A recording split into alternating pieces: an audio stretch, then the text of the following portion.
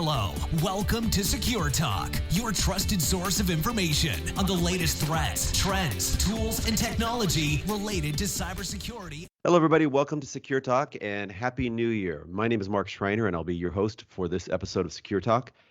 Today, we're going to be talking with Haseeb Awan, who is the CEO of Efani, and we're going to be talking about Efani's secure private cell phone services that help protect people against SIM swaps, eavesdropping, and location tracking.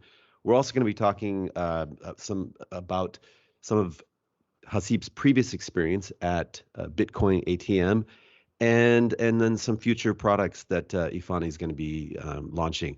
But first off, let me welcome Haseeb. How are you today, Haseeb? I'm good, pretty good here. Thank you. Yeah, and I looked at your LinkedIn profile. It says that you're based down in the Bay Area. Yeah, I'm Greater Bay Area. We make a joke about it. Okay. Well, we're on the same coast right now. We've been hit by like 2 weeks of rain. Well, actually, it's been like 5 weeks of rain, but the last 10 days of snow. How are things down there? So I actually came back from Puerto Rico yesterday.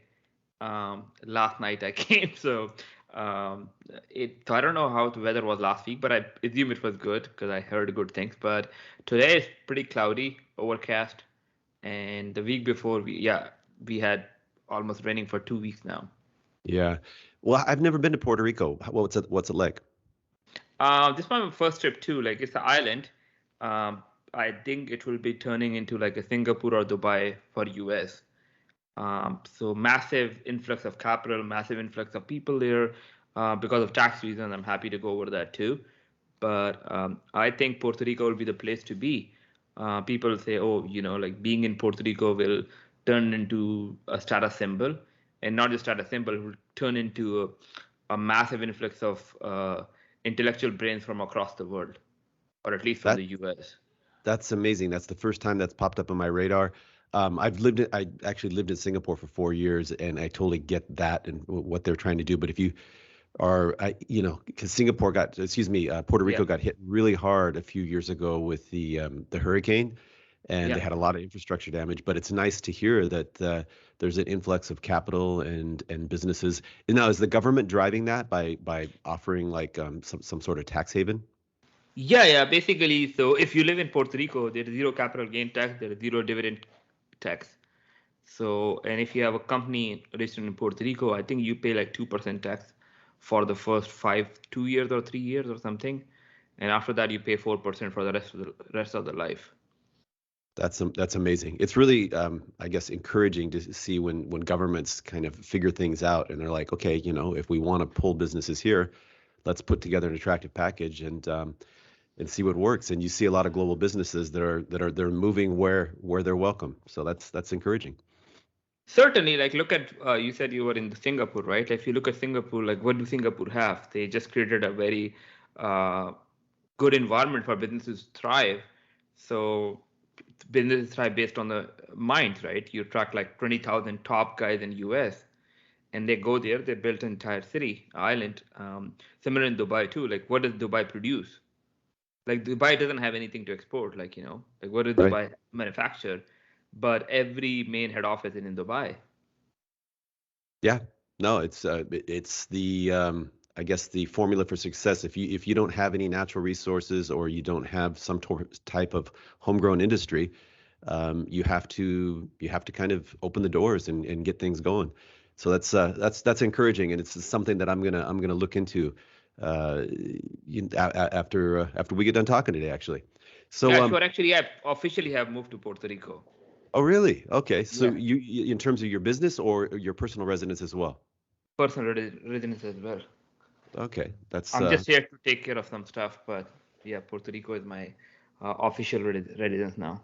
And do you speak Spanish? No, I don't speak Spanish at all. Is it okay? I mean, can you get by with English? Oh, 100%. You can get by, right? Absolutely. There's no issue at all. Actually, I don't think so. Like a lot of people who are living from the mainland do not speak Spanish at all. So yeah, the Spanish is not a big issue.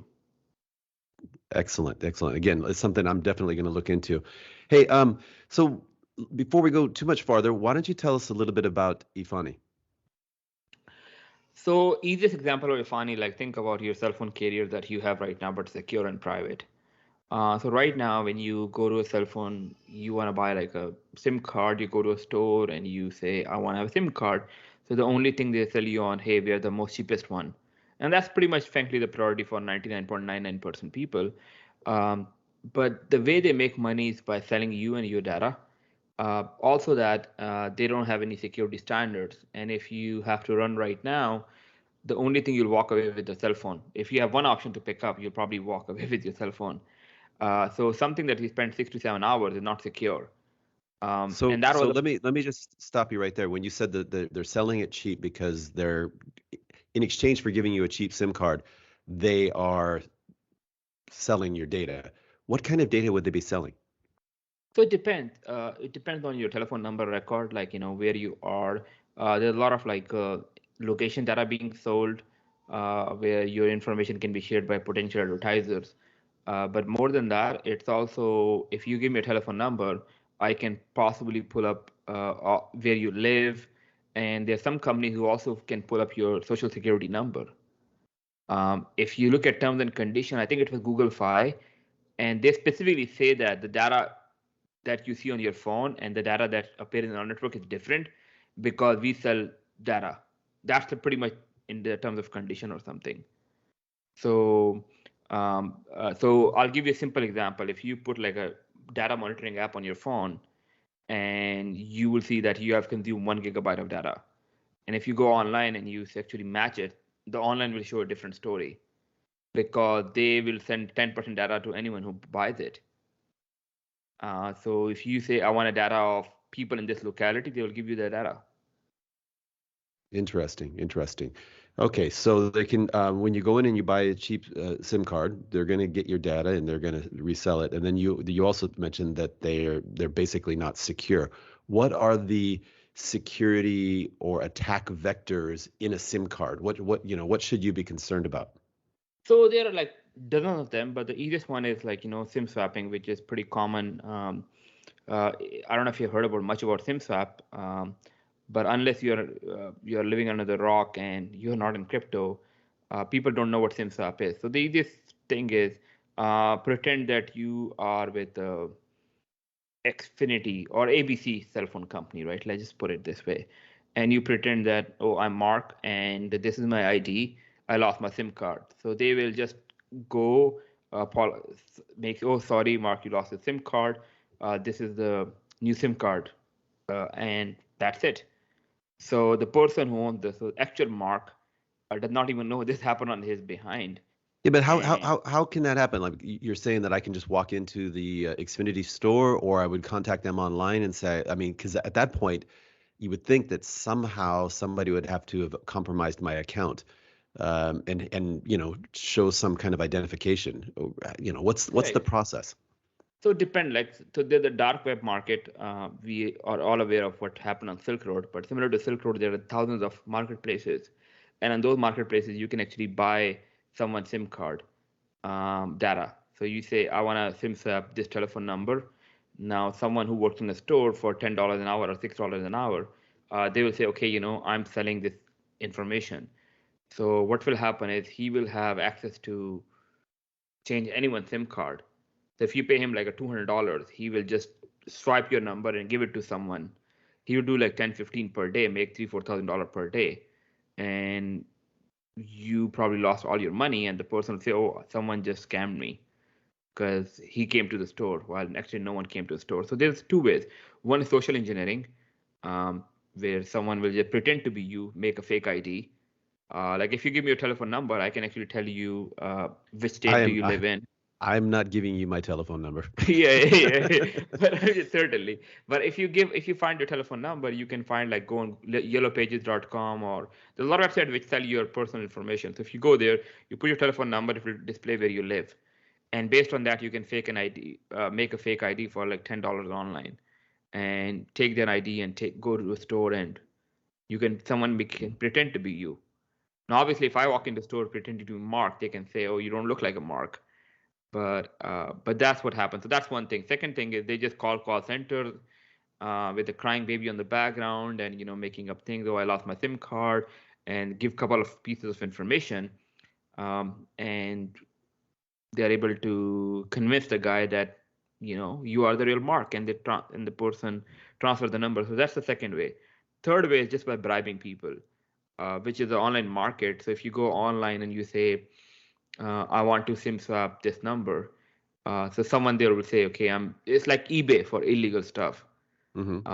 And someone will say, okay, I charge $200 to SIM swap someone, and Wow. they will SIM swap you. And in some cases, you probably do not even know after for 4 or 5 hours, because it may happen at night or may happen while you're traveling.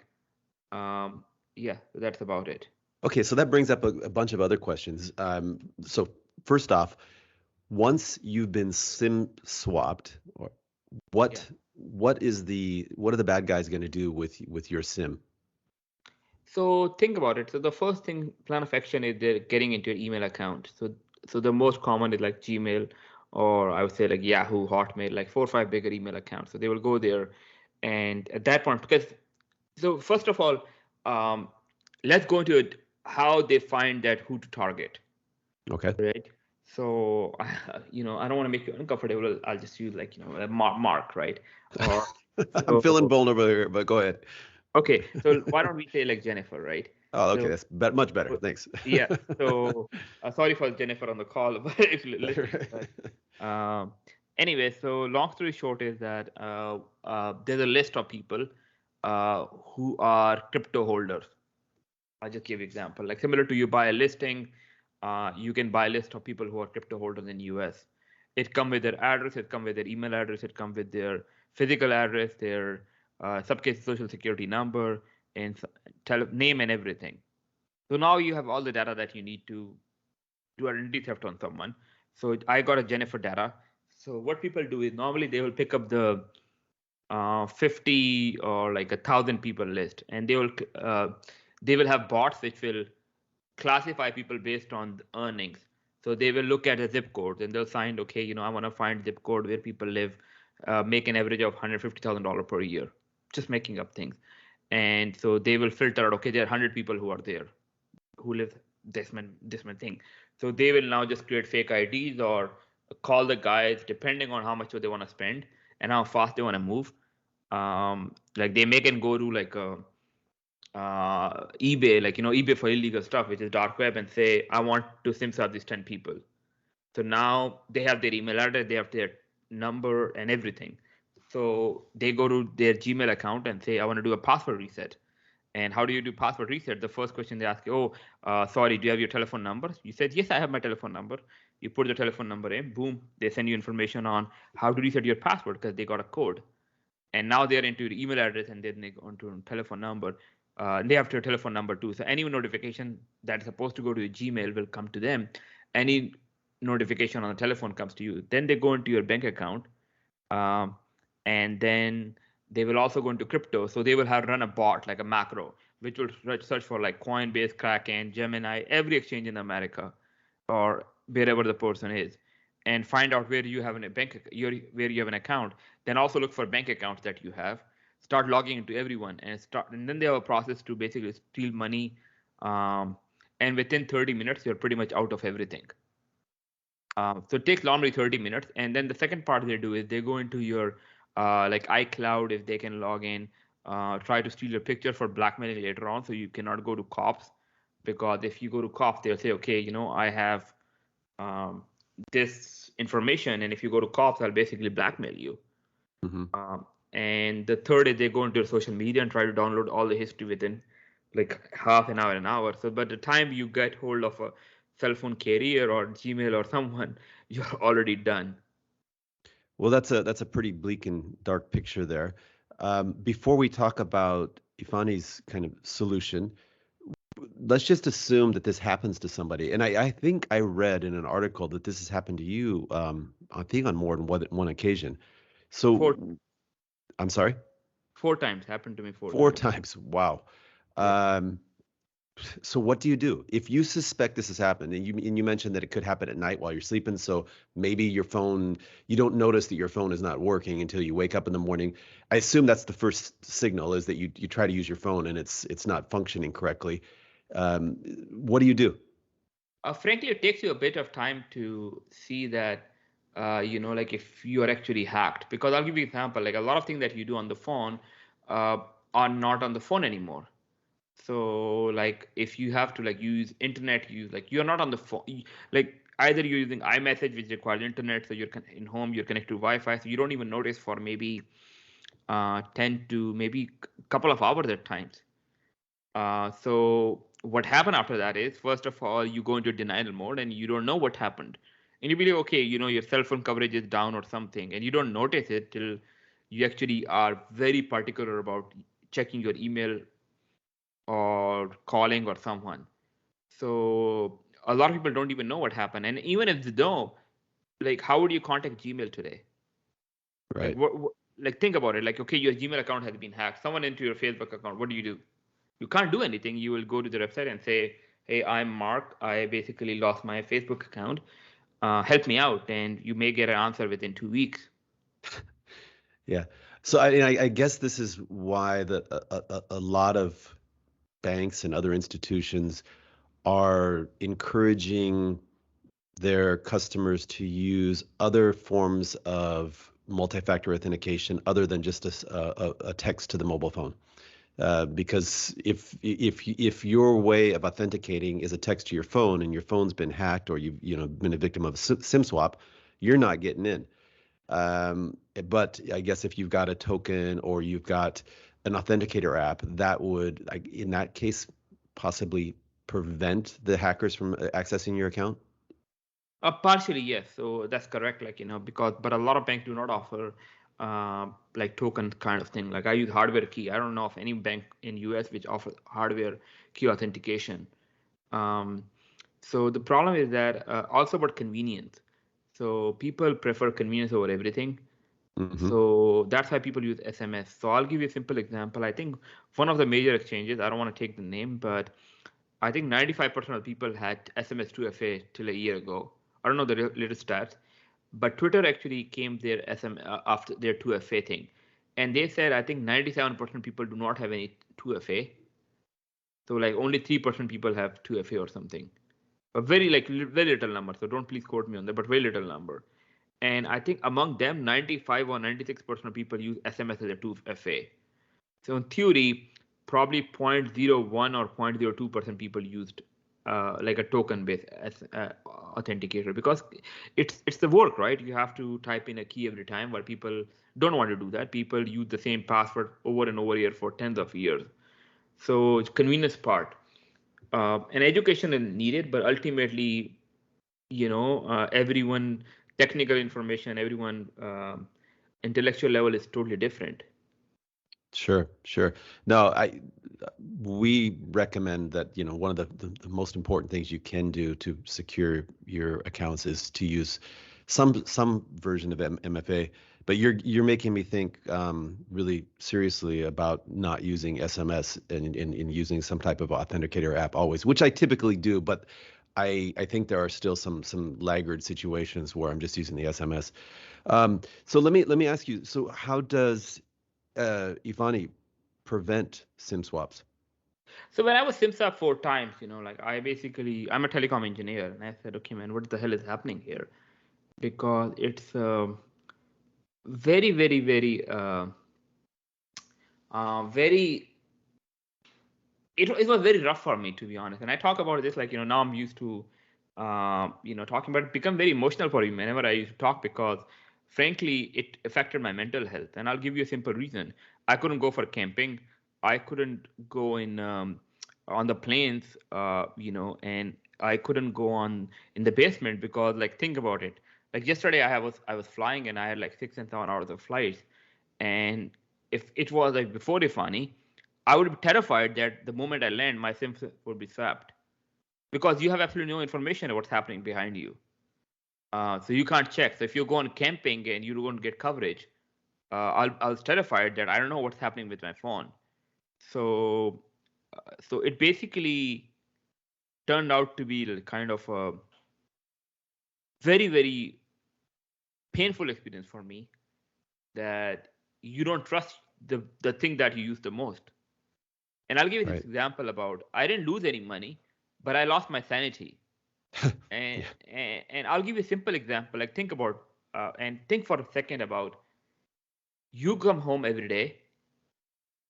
And the reason I ask is because a lot of people say, "Oh, you don't lose any money. What happens if someone get your account?" I said, "But think about this. You come every day, and there's a picture. There's like a paper on your couch saying I was here, and the Right. guy came and didn't take anything. How would you be able to sleep at night if someone broke into your house?" So for me, my security is about like a fort that felt like a castle, and someone was breaching the castle all the time. And despite I had every possible measurement, like firewall, like VPN, a hardware key, like you name it, everything had. And then the fort was being breached all the time, and that Yeah, I did mean, turn into a very painful experience for me. and so what did you come up with? So I What's said the I want to solution? set up a career where I will basically be my own career. So I said, what's the first of all, I fixed like what's the problem? The problem is that careers do not care about you, you know. So that was one thing that happened, and they are built for everyone. So now we have specialized things. For we can build specialized things called MVNO. So if you go to like Cricket Wireless and like there are dozen of other carriers, the people you can buy in Walmart, which are cheaper carrier. I said, why isn't there a carrier for slightly more important people? So I said, okay, we are a Verizon for rich people, just to just to give you example, and we will only cater to people who are important. We'll charge them slightly higher than the premium than the market, but we'll not sell the data. And the motto was pretty much you are the consumer, not a product. And the second thing was we guarantee a SIM swap protection. So if you happen to have a SIM swap, we will take care of it. So that's what happened. And the third part was that what happened with us was I took an insurance policy for $5 million. They said for some reason we fail. For some reason, there's a $5 million insurance that would protect you against any losses. And so this was simple business model. We didn't was we were not innovative on, oh, we need to have a um, we were not innovative on, hey, can you have a device, can you have family packages, can you reduce it? No, we said we'll only give you one cell phone plan, but secure. And that turned out to be a hit. And we grew 200 times last year, and I think this year Okay. will grow similar almost this year too. So basically, you're issuing your own SIM cards, right? Correct. And through using that SIM card, your customers can access some mobile network. That's Okay. correct. Okay. That's correct. And what you're saying is, in other cases, they might call one of the major cell providers, and somebody could use social engineering or bribery or one of the other techniques that you mentioned to get a new or replacement SIM card. But in your company's case, you have extra layers of protection so that if somebody tried to if I tried to impersonate you and say, hey, this is Haseeb, and I lost my SIM card. Can you send me a new one? Your company has some checks and balances in place to prevent that. Is that the what you're Absolutely, talking about? that's what exactly it is. Which means the single person in company would never do a change. So if something happens, we basically go through a rigorous, because we believe it's a fraud, and then we go through a rigorous check and everything to ensure that we even go up to where people have to sign like an affidavit. Hmm. And yeah, that's about it. That's what happened, and yeah, we make sure that there's no funny business going on. Do you do some type of video call with the Oh, person? yeah, we do not just video call, we actually send them to a notary public Wow. where they Okay. have to send a notary public. They have to go sign, authorize, write an affidavit that it's me. I live on this address, this county, and I verify that okay, I'm this person. The person has to check it. So that basically reduces our risk of fraud. And then we do our IPs. Okay, this person was in, like we sold the connection in Miami, but what this person is doing in New York right now, Right. while Right. in New York, and okay, what's the credit card he had? Does he still have the same credit card? We will issue like a small refund on your credit card, and we'll say, okay, what was the amount of the credit card? And then you say, okay, this was the amount. We send you like a physical registered mail with a code on it. So you will check the mail and you say, okay, this was the code. So verify that's your address. So we can call you on the number and we say, hey, this Mark. So we verify that you actually have access. So we do a lot of things. We also think that the person is being kidnapped right now. So we also consider that what will be going in his head if someone holding a gun on his head. And so we try to delay the process, and sometimes it takes 14 days to release a number. Yeah, I was just going to ask you about that. I mean, how much time does it take?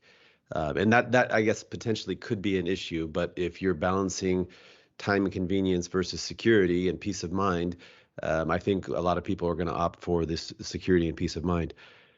Tell me a little bit about how your service prevents eavesdropping, or actually, how does eavesdropping take place over, just typical cell phones? And then also talk a little bit about location tracking.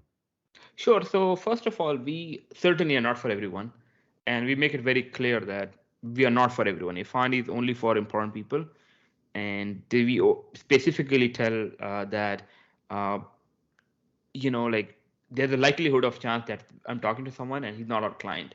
So we do ask people not to buy the service if they don't need it, because it's super high protection that's not needed for everyone. And the second protection that you talk about, we went even far that we don't even sell it to everyone. The eavesdrop, and it's called black seal protection. And the reason we don't sell it for everyone because not everyone needs it. And we have a lot of OPEX and everything. So I would say like it's 0.999, I'd say 0.01% who people who need it. So our customers generally include like celebrities, TV artists, like athletes, C-level executives, politicians. These are our customers for that. So it's a different. So we don't offer it by just going to your website and buy. You have to actually come in. We have to verify that you actually need the protection before we can offer it to you. And so the question around is eavesdropping. So the easiest way to eavesdrop someone is by having an IMSI catcher, also called stringer device. It's approximately size of your cell phone. Um, the way it works is for a convenience. You may have heard about like signal booster that people have in your house. Sure. So think about it. You have signal boosters and in your house, and one of them is rogue, which means that whatever signal you get is basically passed on to a third party. So that's what basically signal eavesdropper does. They are rogue cell phone towers because your cell phone will connect to the nearest tower or the strongest tower. So someone can come to your house, install a signal, booster, but that signal booster is not actually a signal booster. It's basically a rogue way for people to connect to rogue way for people to monitor your communication. So if you call someone, it will send one call to the person you call, but the other call may go to the person that they want the data to be sent. And so this is IMSI catcher. It's illegal to use in US, but if you Google for stringer device and another thing, you'll find out that how common and how cheap it is to build. It's perfectly legal to sell in US. So you can literally go online and buy it and set it up in your house. Obviously, it's not legal to eavesdrop on someone, but perfectly legal to use it, for test purpose and everything. And like gun, yes, you go with the proper law, but anyone who has to abuse it will abuse it. Right. That's what way it does. So for rich people, and I'll say important people, rich actually is not the right word. So I apologize for that. But like for people with sensitive information, like if you're a lawyer or you're a politician, someone can come to your house or install something like that, and you probably would not even know that this thing is installed in your house. So that is picking up all your conversation and sending it to the people they want. So they can listen to your calls, like conversation, your SMS messages, and a lot, and data mostly, and then can use it against you whenever they need. Also pretty scary stuff. And how does the location tracking work on a traditional or just common mobile phone versus and how do you prevent that? Correct. So think about us like a firewall, similar to like firewall you have on right now on the traffic. So internet, uh, right now you don't have any firewall when it connects to internet. So our system, think about like easiest ways to, we are a firewall between you and a cell phone tower. So any traffic that goes in, anything that comes in, and anything that goes out, we monitor that, and you can set up your own settings. So we do a much rigorous job of testing those things. Um, which isn't possible for a traditional carrier, which I'm happy to explain. But location tracking. So first is location tracking. Location tracking is I want to see where you are, and you can basically your phone will. It's like a ping response. I ping your phone, and your ping will tell me that where you are. The easiest way for that is if you have Pixel. Some people have Pixel in their email, so when you open the email, it'll tell you where email has been opened. It gives you a record because a small pixel, similar to that pixel, you also have people send you pictures, and when pictures get sent, it's actually being downloaded from the internet. So whenever the picture get downloaded, it actually tells your location to someone that, okay, I'm here, and that's a pretty rogue way to do that. So there's a chance that someone that you know or someone that's close to you is basically trying to find your location to do that. So that's one way. So we block that. The second thing is we all have heard Amber Alerts. Have you got Amber Alerts recently, or have you ever got? Yeah. So the way Amber Alert works is it basically says anyone in this specific area, I want to send them a text message. So this can be used by a lot of agencies, but it can also be misused too. So there's something called silent SMS where it's like an Amber Alert, but it doesn't notify your phone, and it just pings you that where you are right now. So it's easily also used for roaming data too, whenever you roam on a network. But the simple simplification is that a cell phone tower will hit your phone and say where you are, and based on that, it will tell that Mark is on this coordinate right now. And that's very easy way to actually track someone. And this is a very high level attack. So we have heard about people being killed, ransomware, or like general location tracking, where people want to find out where someone is. So that's what they use. So if you have a specific person number, you can exactly find out where he is within few meters of distance of problem. And that's how all those activities are carried upon by finding person location. And how do you prevent that? So the way it works is like when the traffic comes, it comes in a different packet. So like again, Jennifer is in Pennsylvania right now, so we may say, oh, she's in Tel Aviv right now, because the cell phone company has to give a data that where this data is, and so we just send information based on client information. If the information is sent locally, we can actually confirm if the request is legitimate or non-legitimate. If it's an illegitimate request, we just block that information request. Sorry. No, makes a lot of sense. Hey, we've already gone longer than I typically go on these calls because what you're talking about is it's the first time I've talked about it on Secure Talk, and it's fascinating, and I think it's really important information. So before we wrap this up, I know that before we started talking, you'd mentioned that you're also launching a new service that would allow customers to set up a cell phone tower in their own residence, or maybe a virtual cell phone tower. Can you talk a little bit about that? Yeah, so a simple example is you have a private personal Wi-Fi at your house. I'm correct? Hello? Yes, I'm here. Yeah. So you have a personal Wi-Fi router at your house, right? Which you use. You have set up your own password and everything, and that's what you use. But if it comes to cell phone tower, you use a public Wi-Fi. So easiest analogy is right now you are using a public Wi-Fi network, which is obviously not secure, not built for you, and it's certainly not private.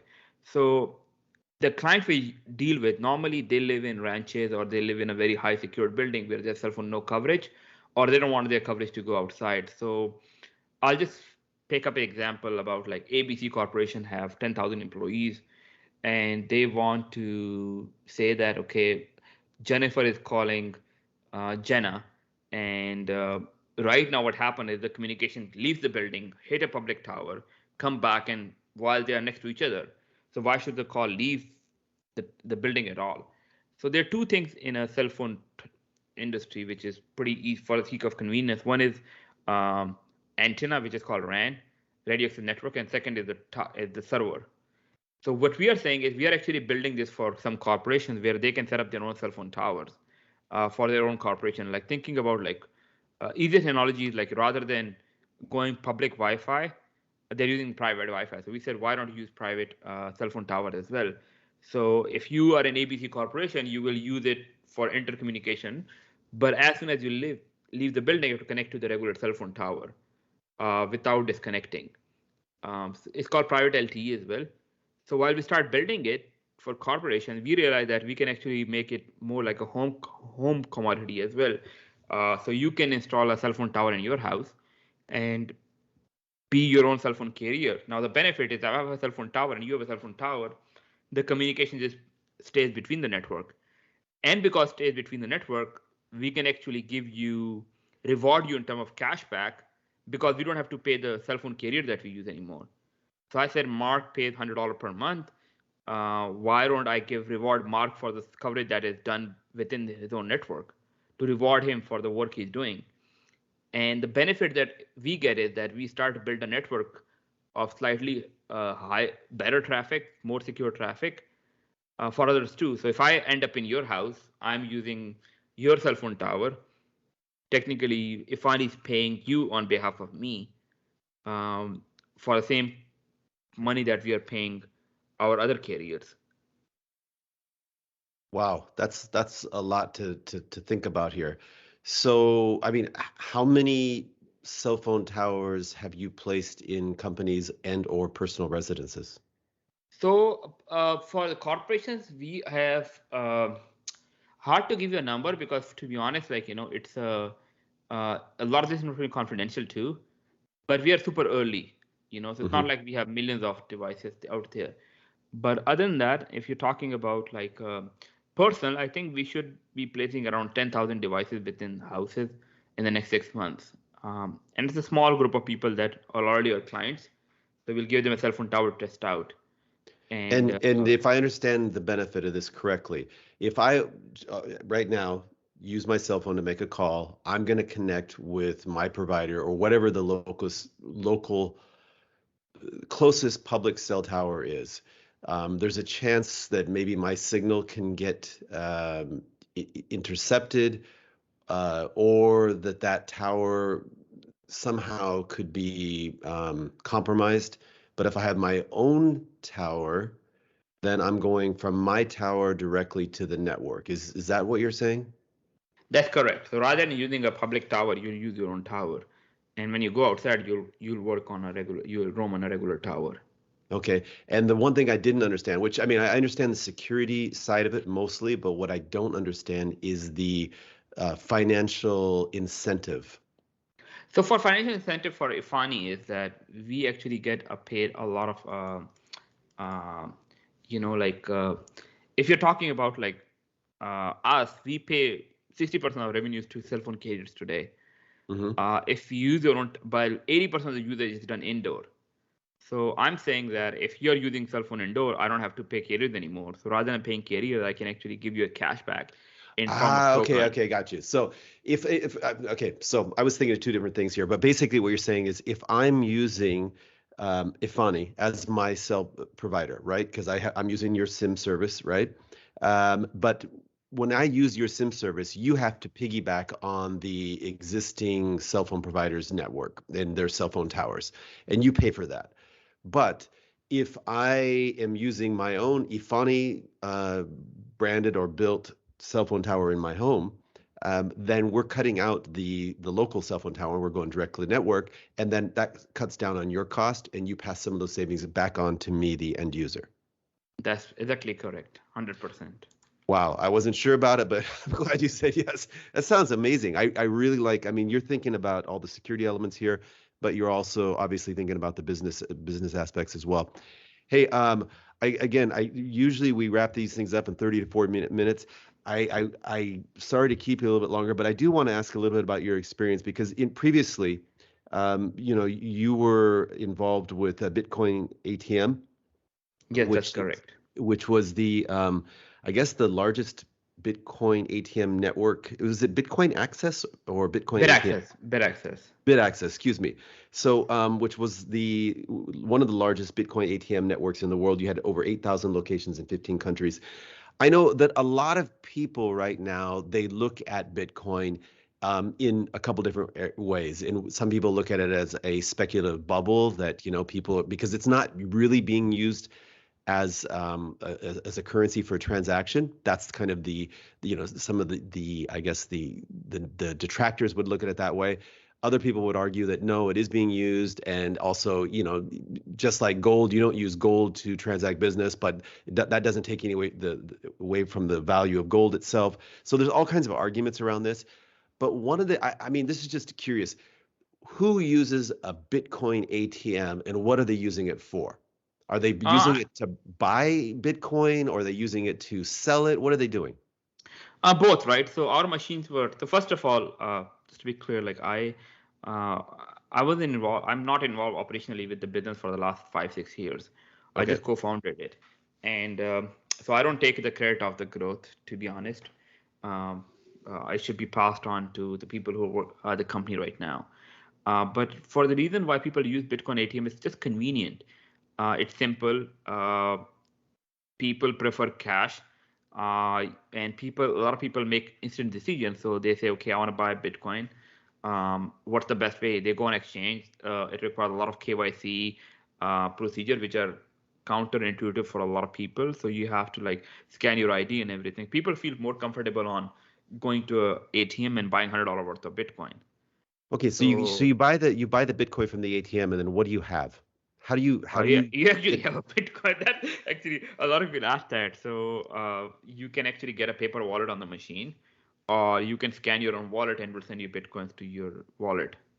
Okay, and why we got you talking on this subject, your thoughts, because you mentioned earlier Coinbase, and I think you mentioned a couple of the other exchanges, but what are your thoughts on exchanges versus having your own wallet?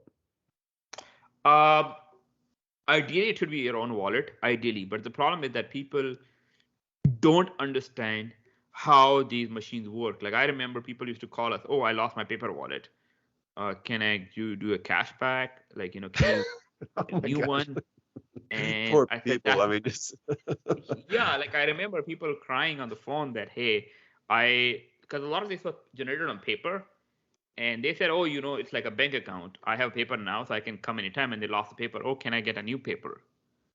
Can I get a copy of it? No, we don't have a copy of it. We don't keep it. And that was turned into very difficult situations because, so that was the biggest challenge that we had. And I think that's still the challenge, to be honest. But now the education have gone up and people do lose. So I hear people losing their Bitcoins, wallets or access key at any time. So ideally, one should have their own storage. But if you don't have your own storage, you don't want to improperly use it because it will hurt you more than it serves you. Mm-hmm. If you don't know how to actually maintain it.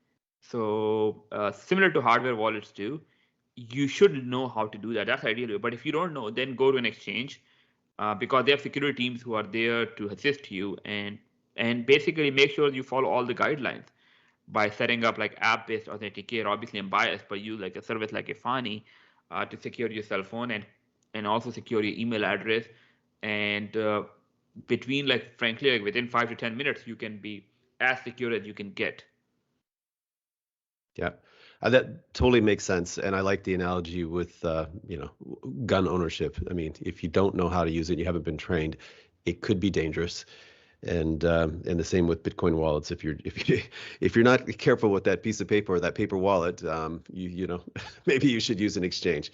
I just feel bad for people that and you hear stories, not just that, but obviously the stories about people's hard drive getting thrown into the dump and they're out there looking for it, and because it's got hundreds of coins on it and so on and so forth. But well, hey, Haseeb, I've really enjoyed this conversation. We've talked about some things that we've never talked about on Secure Talk before, and I think it's really, really important.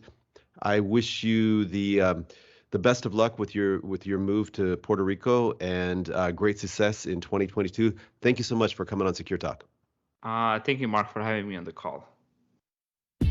Hello, welcome to Secure Talk, your trusted source of information on the latest threats, trends, tools, and technology related to cybersecurity and compliance.